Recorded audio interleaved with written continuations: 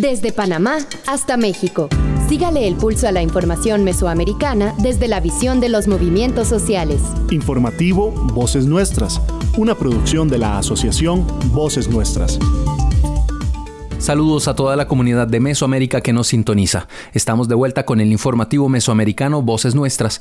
Yo soy Joaquín Tapia Arenas y junto a Génesis R. Cruz les presentamos la emisión número 789, con información sobre lo que realmente importa desde la perspectiva de los movimientos sociales en la región. Así es, Joaquín, un gusto estar nuevamente en sus oídos y llevarles las voces y los acontecimientos más relevantes de nuestra región. Les recordamos que pueden acceder a todas nuestras historias, materiales, recursos para docentes y reportajes en vocesnuestras.org. Aprovechamos para enviar un fuerte abrazo y agradecimiento a la red de corresponsales de Voces Nuestras, al igual que a las emisoras y organizaciones aliadas que apoyan difundiendo nuestro contenido en plataformas como Spotify y en todas las redes sociales. Empezamos entonces esta emisión 789. Estos son los titulares.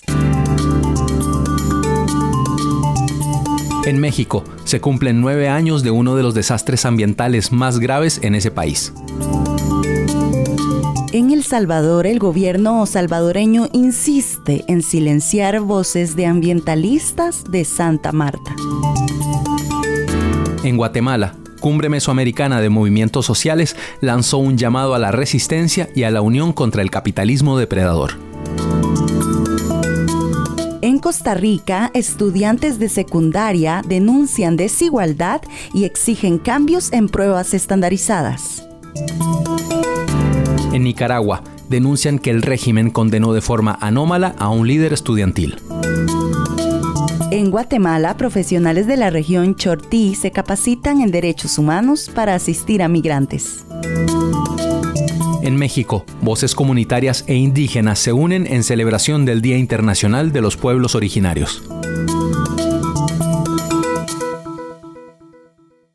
Nos unen nuestros territorios, nuestras historias, nuestras culturas. Informativo Mesoamericano, Voces Nuestras. En México. El 6 de agosto del 2014, en los ríos Sonora y Bacanuchi, al norte de la República Mexicana, la empresa minera Grupo México derramó miles de metros cúbicos de residuos tóxicos, en lo que es considerado uno de los desastres ambientales más graves en la historia de ese país. El pasado fin de semana se conmemoró un aniversario más de este desastre ambiental, con el propósito de no perder la memoria y de mantener la exigencia por la reparación del daño. La nota es de Sandra Luz Cruz, nuestra corresponsal en México. Fallas en las instalaciones de la mina Buenavista del Cobre, perteneciente a la empresa Grupo México en Cananea, Sonora, dedicada a la extracción de cobre y molibdeno, ocasionó el derrame de 40,000 metros cúbicos de lixiviados de sulfato de cobre acidulado en el arroyo Tinajas, fluyendo desde los ríos Bacanuchi y Sonora hasta la presa Molinito, que surte de agua a la ciudad de Hermosillo, capital del estado de Sonora. Este derrame causó la afectación de 4 cuerpos de agua y, según datos de la Comisión para la Prevención contra Riesgos Sanitarios, la COFEPRIS, en términos sociales y económicos, implicó pérdidas para los agricultores de la cuenca y daños en la salud de al menos 270 personas. Las concentraciones de cobre, arsénico, aluminio, cadmio, cromo, hierro, manganeso y plomo encontrados a lo largo de los ríos rebasaron los límites establecidos en la norma oficial mexicana, así como en el estado de la calidad del agua del río previo al derrame. Las medidas de restricción en aquel entonces fueron que la población no utilizara agua del río, así como de los 322 pozos y norias ubicadas a 500 metros de cada margen del río. Esto de acuerdo a datos de la página en internet del Gobierno de México. Esto sucedió el 6 de agosto del 2014. El pasado fin de semana, a 9 años de este desastre ambiental, la organización Comité de Cuenca Río Sonora llevó a cabo el Festival por la Vida y el Agua del Río Sonora. Sobre esto hablamos con Ramón Miranda, que nos cuenta qué fue lo que sucedió el fin de semana pasado. Nos habla de este aniversario de uno de los desastres ecológicos más graves en la historia de México, las consecuencias, cómo es que no hubo reparación del daño y, por supuesto, cómo se hizo un llamado a la memoria. El motivo es precisamente una especie de recordatorio a autoridades de los 3 niveles de gobierno de que la lucha Río Sonora sigue y que mientras haya alguien que resista a la lucha, ahí vamos a estar siempre. Ese fue el motivo que quisimos manifestarnos de esa forma, ya sea en obras de teatro, en exposición de pintura, exposiciones de dibujo. Fue algo muy concurrido y muy bonito.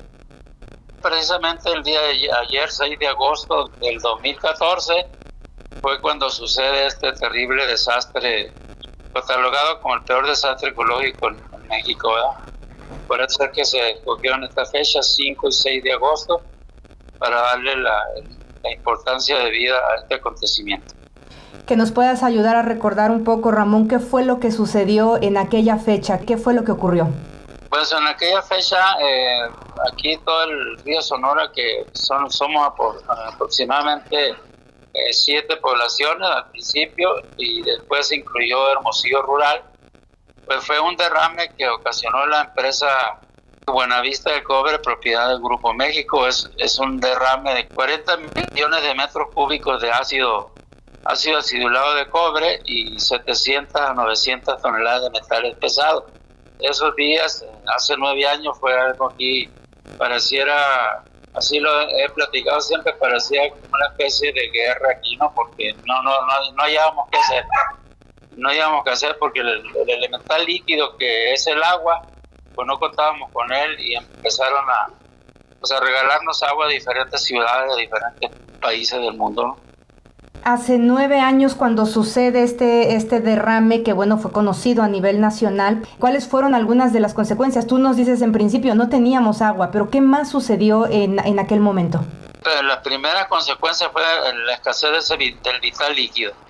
Después al mes, 2 meses empiezan a brotar las pequeñas, vaya la redundancia, brotes de enfermedades, como enfermedades cutáneas, enfermedades estomacales, y aquello se volvió un caos aquí en el río Sonora. Por lo tanto, era un ir y venir de abogados de diferentes partes de la República, pues queriéndonos asesorar, y fue precisamente una agrupación no gubernamental fue la que nos atendió, pues según nosotros, de mejor manera, y es la que nos acompaña ahorita. La agrupación que le hago mención es Poder, es una agrupación no gubernamental. Fue un parteaguas para todos los municipios del río Sonora. De cuenta de que nuestras vidas dieron un giro de 180 grados, porque pues no hallábamos qué hacer. En aquel momento o hasta la fecha, Ramón, ¿hubo reparación del daño por parte de Grupo México? No, fíjese que afortunadamente, y hay que decirlo con letras grandes, los gobiernos anteriores de aquella fecha y empresa nos estuvieron engañando. Nosotros siempre sostuvimos como agrupación de que el río nunca se había remediado. ¿Cómo iban a remediar un desastre de esa magnitud con picos, palas y carretillas? Le llevamos aquí. Un desastre de esa magnitud era imposible. Y el tiempo nos dio la razón, jurídicamente nos dio la razón. Hará aproximadamente 2 meses donde un fallo jurídico nos da la razón que no hubo tal remediación, que todo fue una simulación coludida, empresa y gobiernos anteriores. ¿Por qué digo gobiernos anteriores? Porque afortunadamente el gobierno actual, podemos decir que hace unos 2 años hacia acá, pues han sido un poquito más empáticos con nuestras luchas, pero afortunadamente las cuestiones jurídicas van por buen camino. Era importante entonces hacer este festival por la vida y el agua del río Sonora también para no perder la memoria.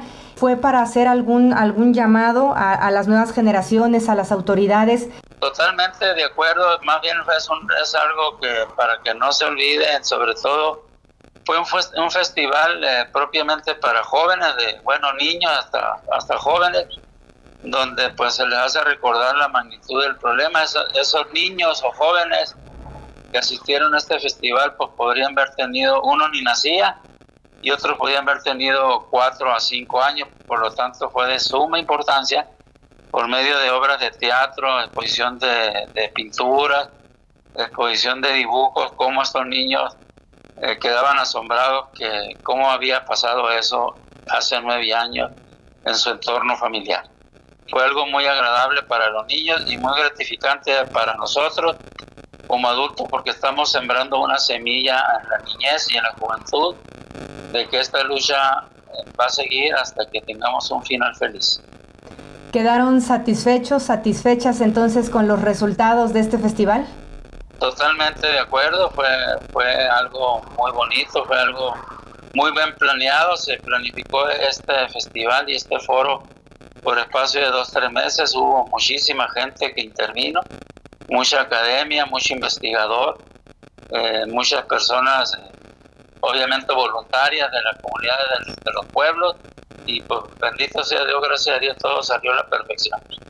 Para el informativo mesoamericano Voces Nuestras desde México, reportó Sandra Luz Cruz. Con la visión de los movimientos sociales. Informativo Voces Nuestras. Yo soy Celita, fui coordinadora de la REPEN hace mucho tiempo. Soy socia fundadora de la REPEN. Es parte de mi identidad.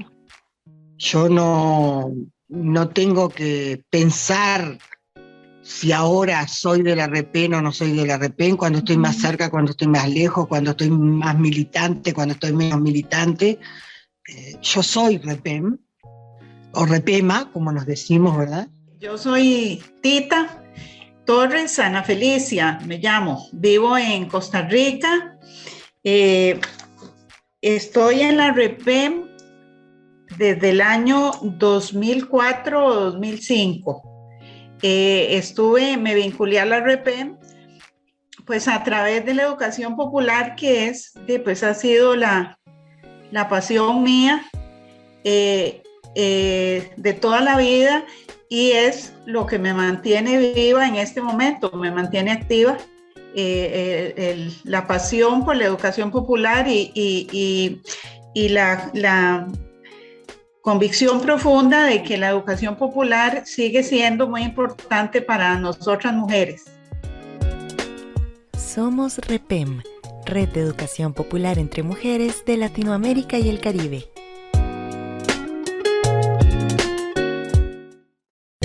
En El Salvador. Hace 7 meses, 6 activistas ambientales en Santa Marta, Cabañas, fueron detenidos sin justificación por el gobierno salvadoreño, a pesar de la protesta local e internacional. Ignorando las súplicas de libertad de familiares y la sociedad civil, el presidente Nayib Bukele ha mantenido esta injusta detención, generando descontento y desconfianza.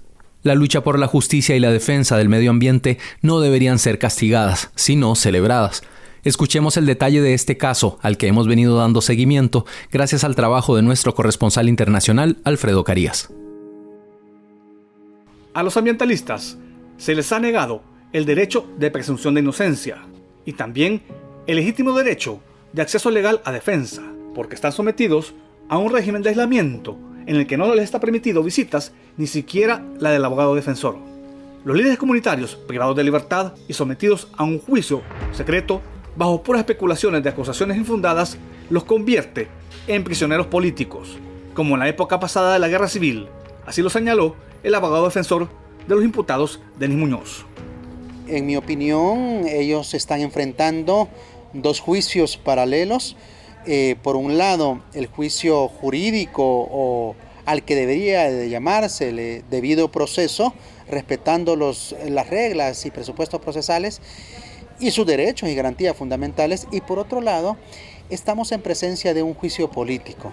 Es de advertir que ellos en realidad están siendo sometidos a este juicio político y pueden llamarse presos políticos en razón de que no existen pruebas que sostengan o pruebas en que se descanse el caso en contra de ellos. Una acusación verdadera, fehaciente, que dé lugar a que se tenga la probabilidad positiva en esta etapa procesal en la que nos encontramos, no existe.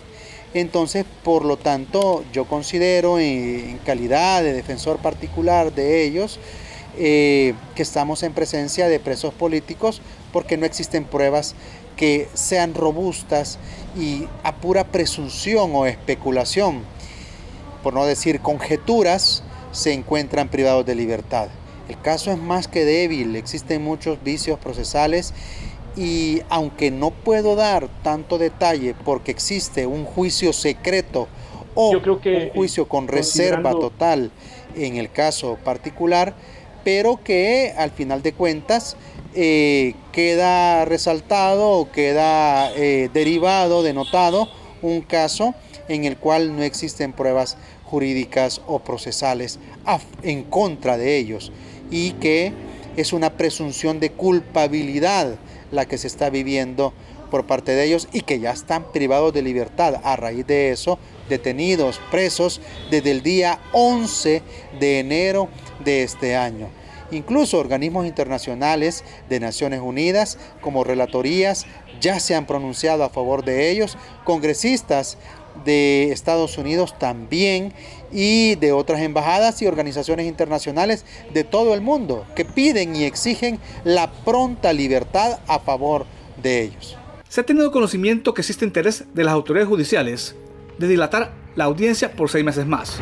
Esto es preocupante porque se desconoce el estado de salud de los líderes comunitarios quienes padecen de enfermedades crónicas y no se sabe si gozan de asistencia médica debido al hermetismo del sistema judicial y penitenciario al que están sometidos.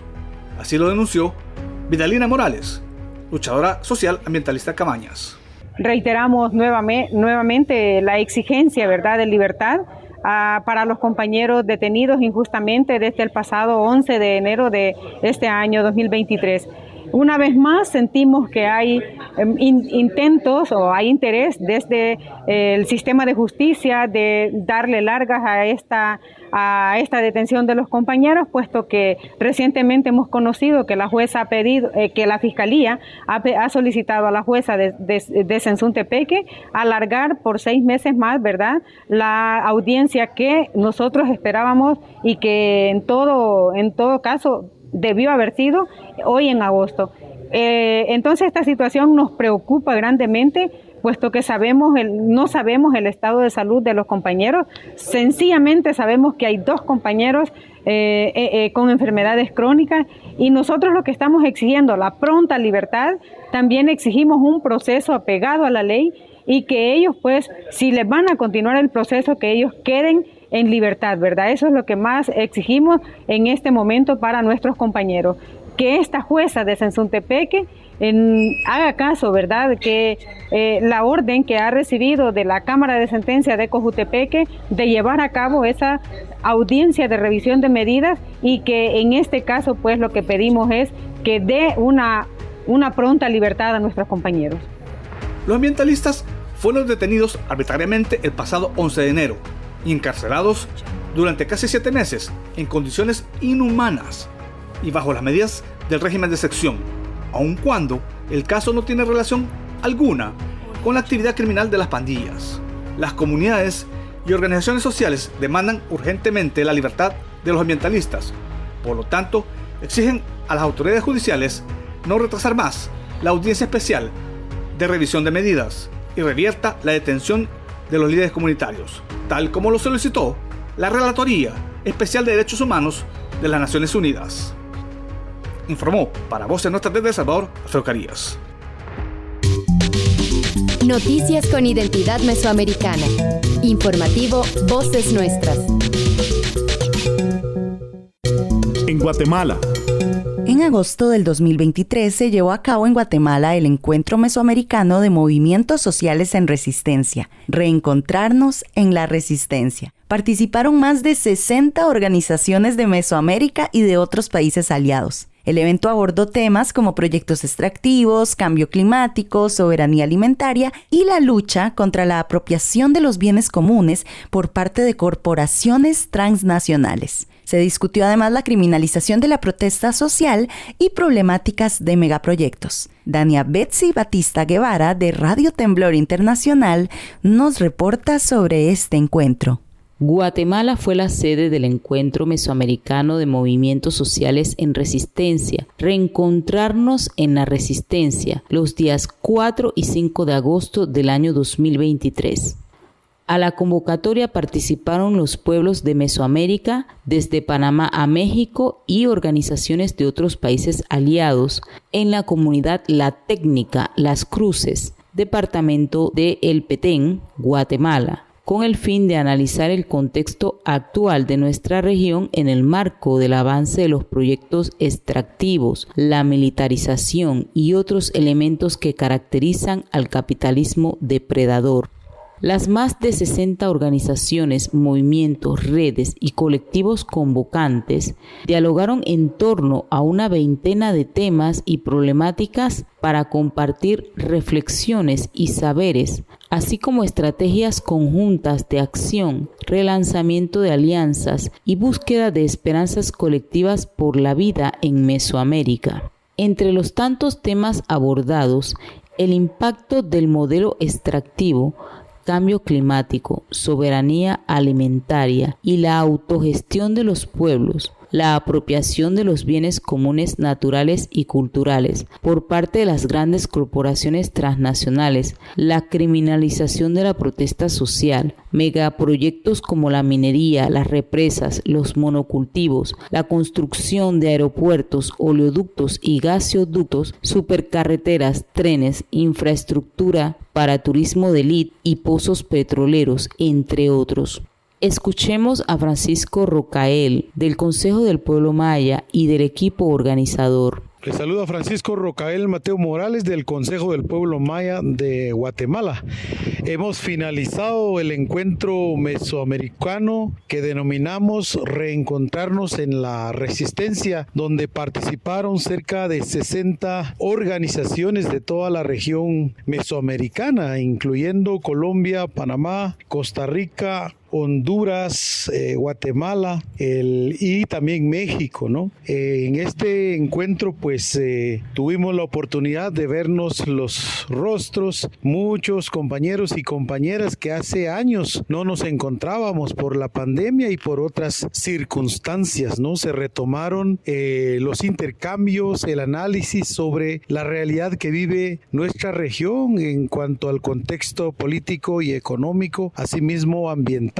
Se hicieron discusiones temáticas como minería, represas, migración, pues el nuevo modelo energético, la crisis energética, pero también análisis sobre autonomía y libre determinación de los pueblos. En fin, fue un espacio, un encuentro muy rico en debates y discusiones, y también avanzamos con la articulación y el relanzamiento de las luchas de nuestra región ante la realidad que estamos enfrentando. Así es de que para nosotros esto es el inicio, el reinicio, digamos, de un nuevo de una nueva jornada de luchas coordinadas a nivel regional. Así es de que mandamos un cordial saludo a todas las personas y a todas las organizaciones que nos están escuchando, y creo que vamos rumbo a articular la patria grande porque merecemos el buen vivir de nuestros pueblos. Pese a que las luchas frente al capitalismo depredador son altamente criminalizadas,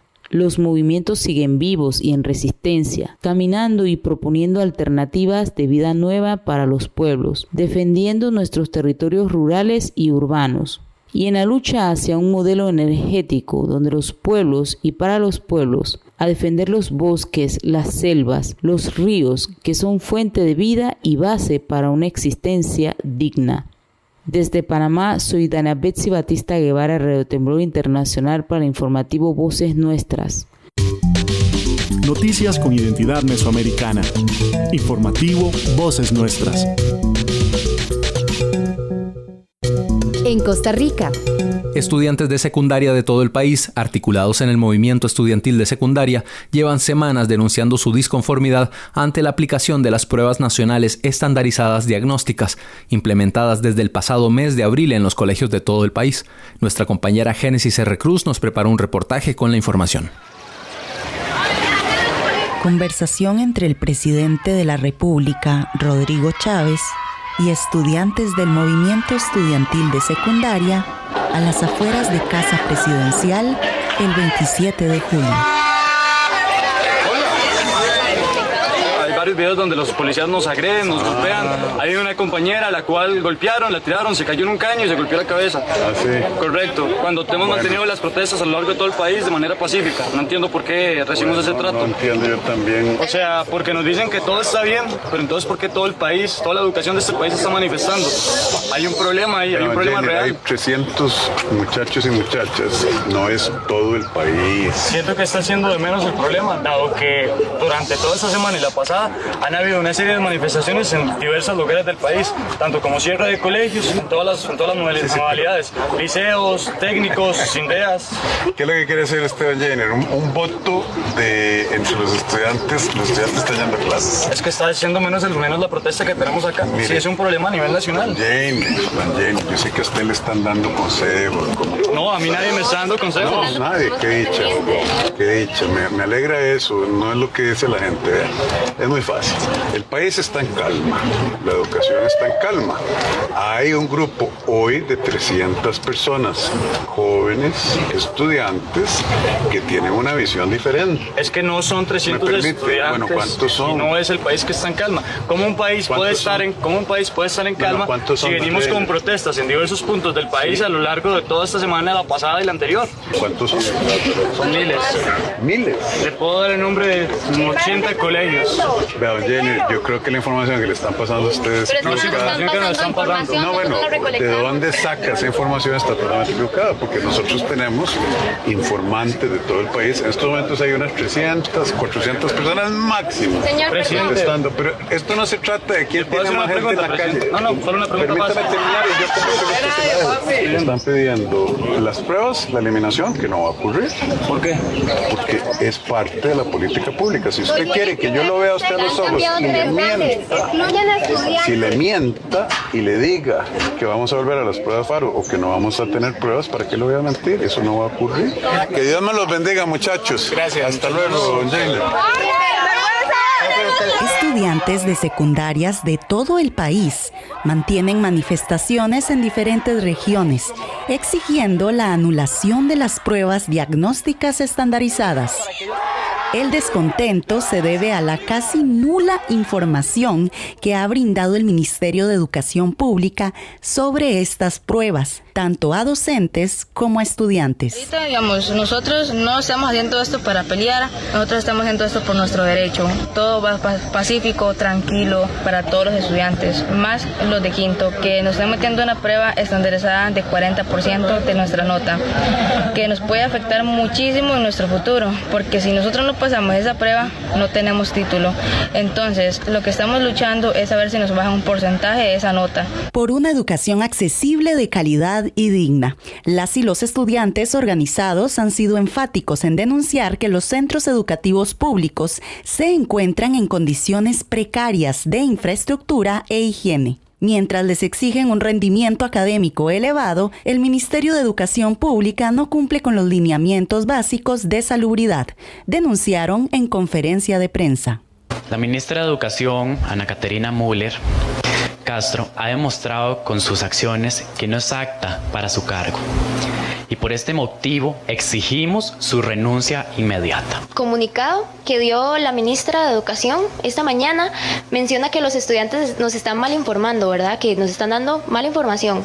En cierta parte tiene razón. No tenemos un conocimiento pleno de estas pruebas, no tenemos un conocimiento completo de las pruebas. Entonces sí, estamos mal informados, estamos súper mal informados, pero por culpa del MEP, no porque otras personas nos estén carboneando, no, en absoluto. Es el MEP el que tiene la total culpa de la desinformación estudiantil y a nivel de docentes que hay actualmente acerca de las pruebas estandarizadas. Importante mencionarlo, no nos estamos dejando influenciar. Somos estudiantes conscientes y por eso es lo que estamos haciendo, porque estamos conscientes de nuestro futuro y no vamos a dejar nuestro futuro a manos de otras personas.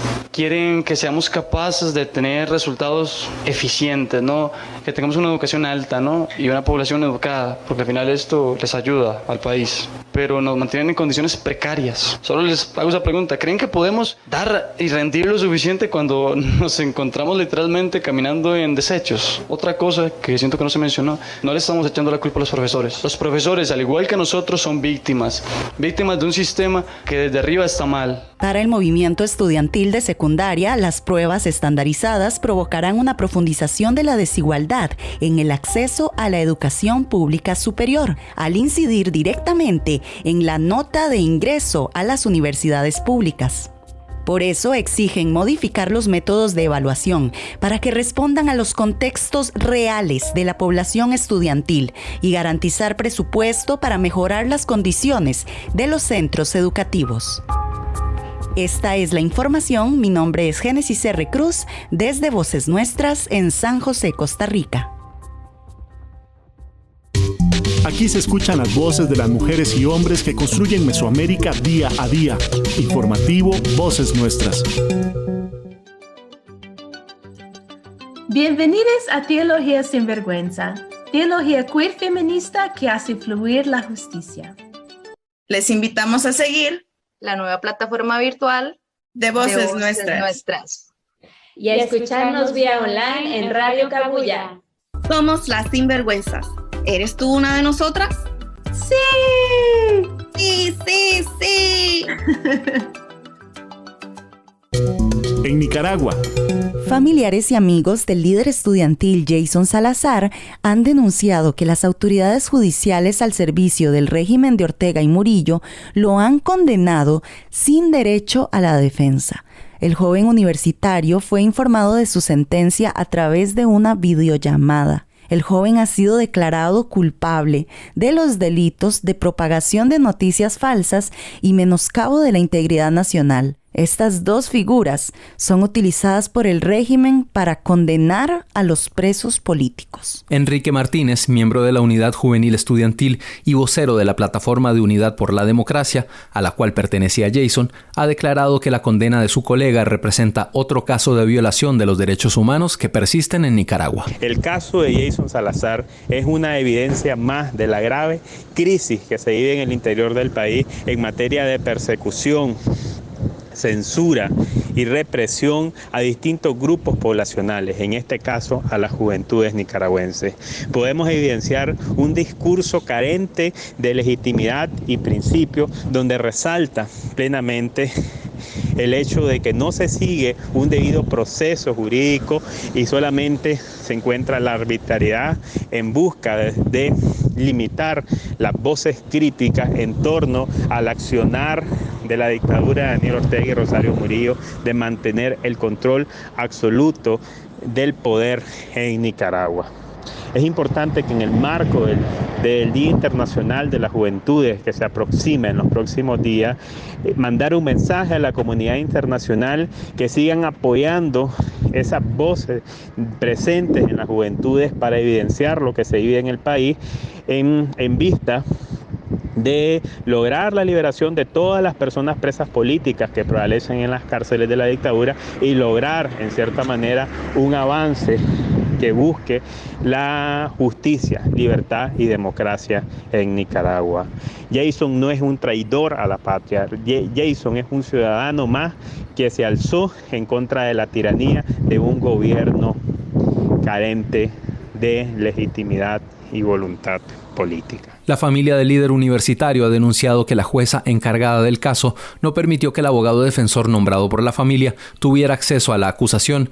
Debido a esto, nunca pudo conocer los hechos por los cuales lo acusaban ni las pruebas en su contra. La agrupación estudiantil a la que pertenecía Jason formó parte en mayo del 2018 de la denominada Alianza Cívica, una de las principales interlocutoras en el diálogo nacional. Posteriormente, cuando Ortega retomó el control del país, todos los miembros fueron apresados y la mayoría fue desterrada hacia Estados Unidos en febrero de este año.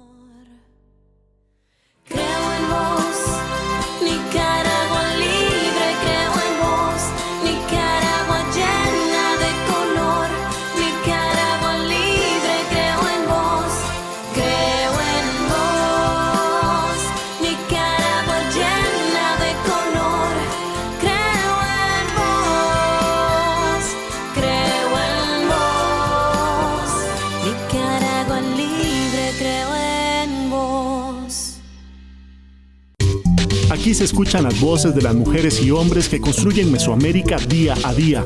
Informativo Voces Nuestras. Mi nombre es Mariano Jiménez y migré por falta de oportunidad. En el 2017 me mudé a Caracas para empezar a estudiar en la Universidad Simón Bolívar. Y lo que en un principio fue amor por la carrera, pronto se volvió una pesadilla. En el mundo hay en promedio casi 300 millones de migrantes y según ACNUR, más de 5 millones son de origen venezolano. La migración no se va a terminar porque no se visibilice. Por eso, lo mejor es ser empático con quienes cruzan sus fronteras. Debemos permitir que los hombres, mujeres y sus familias puedan rehacer sus proyectos de vida. Apóyalos, dale la mano. Migrar también es un derecho. Un mensaje de la Red de Migración y Comunicación de ALER. En Guatemala.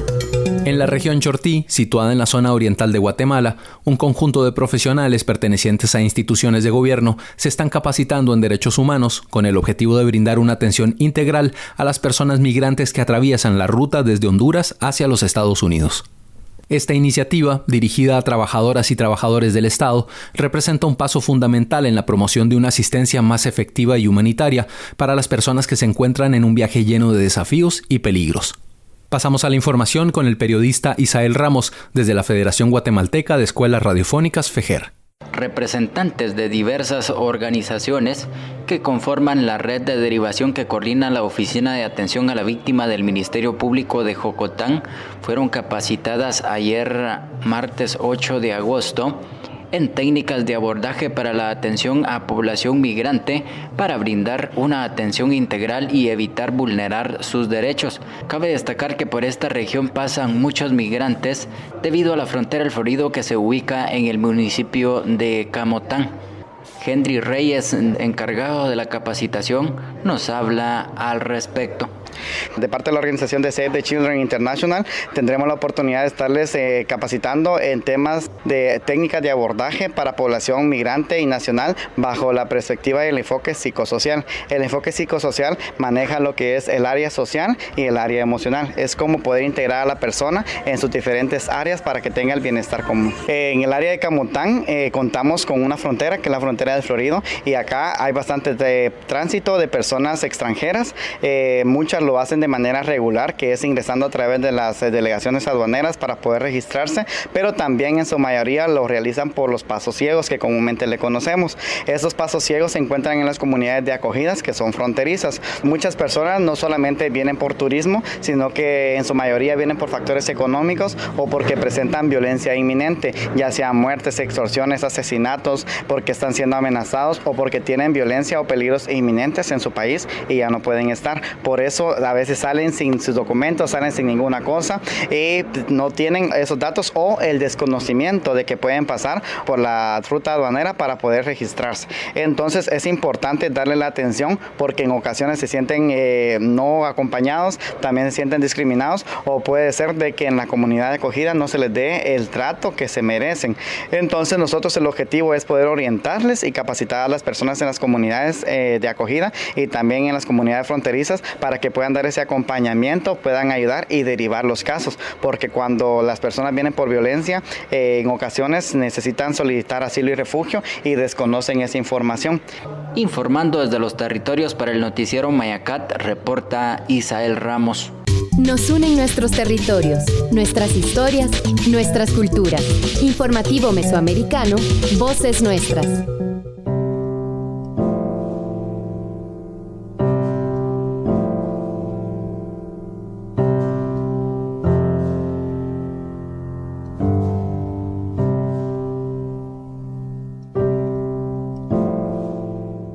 Yo te voy a contar la verdadera historia del tal Zapata.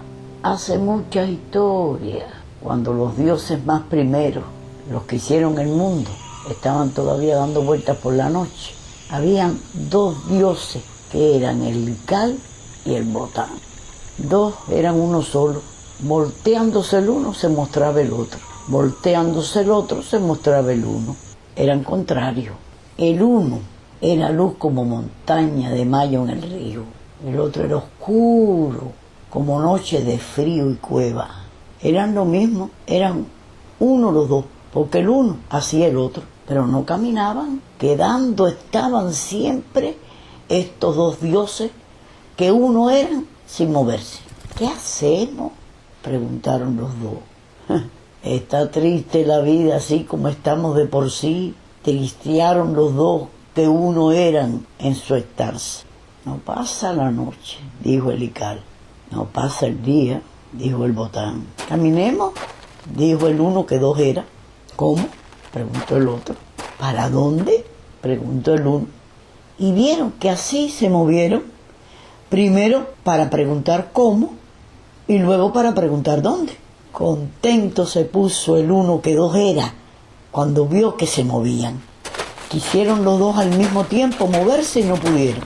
¿Cómo hacemos, pues? Y se asomaba primero el uno y luego el otro.